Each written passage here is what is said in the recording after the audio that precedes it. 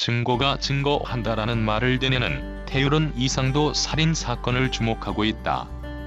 아무리 생각해도 이상하기 때문이다.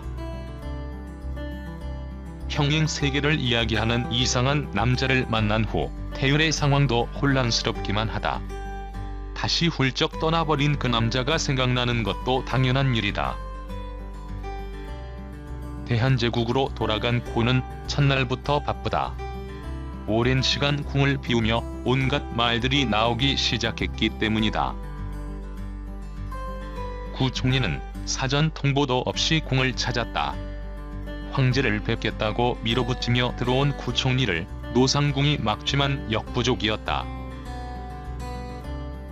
아무도 없을 것이라 확신하고 들어선 집무실에는 곤이 조영과 함께 있었다.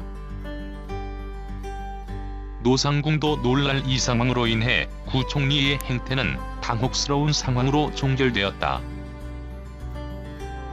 황제에게 특별한 감정을 품고 있는 구 총리를 향한 황제의 선긋기는 명확했다. 해사 군무 당시 함장의 아버지 장례식을 찾은 황제. 이를 통해 부제를 무의미하게 만든 황제의 행보는 그렇게 대한제국의 일상으로 이어지고 있다. 하지만 이미 평행 세계를 경험한 곤에게 모든 것은 평범할 수가 없는 상황이다. 이상도 살인 사건에 집착하는 태율은 아무리 생각해봐도 이상하다. 도박에 미쳐 집까지 날린 자가 도박을 3개월 동안 끊었다는 사실 자체가 말이 되지 않기 때문이다.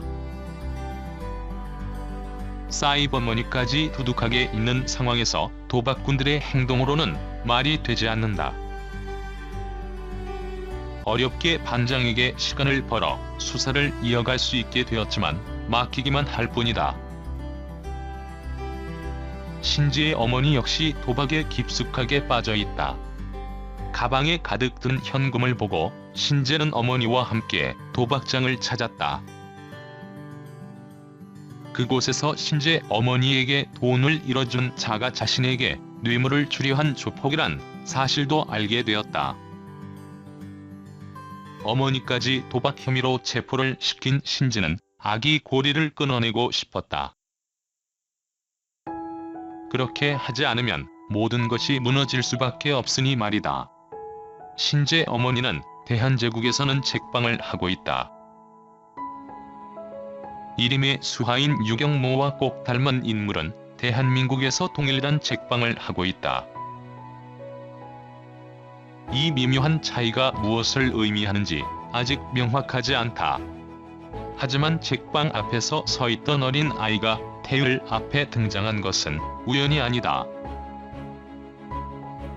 신분증을 잃어버리는 이유를 만든 그 아이는 우연이 아니라 의도적으로 충돌을 했으니 말이다.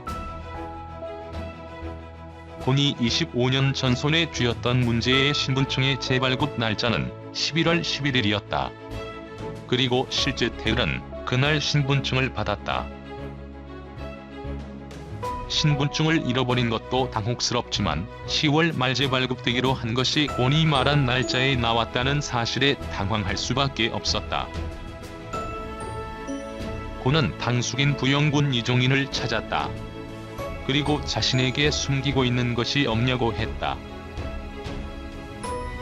그러면서 건넨 것은 25년 전 부영군이 발급한 이름의 사망진단서였다. 당시 상황을 수습하기 위해 사실과 다르게 적시된 이 사망진단서는 중요하게 다가온다. 이름이 다음 대상으로 부영군을 노리고 있다는 점도 중요하다. 진실을 숨기기 위한 시도일 수도 있고 자신의 편에 서서 반란에 도모하도록 요구할 수도 있는 상황이니 말이다. 황제만이 가질 수 있는 사인검은 일임과 마지막 결투를 위한 이곤이 비장의 무기가 될 것이다. 곤은 대한제국에서 다시 시간이 멈추는 것을 경험했다. 이는 일임이 공간의 틈을 오갔다는 의미다. 이게 가능한 이들에게는 동일하게 잠시 시간이 멈추는 것을 감지한다. 그 순간 공간의 문이 열리며 시간이 잠시 멈추기 때문이다. 태율이 확보한 이상도의 휴대폰에 녹음된 내용은 평범한 뉴스 내용이었다.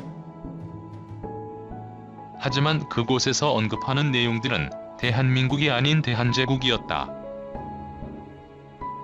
이는 이름을 따라 이상도가 대한제국에 갔었다는 의미다.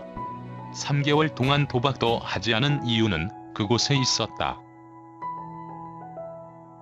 곤이 남긴 지폐도 은행에서 발급된 것이라고 한다.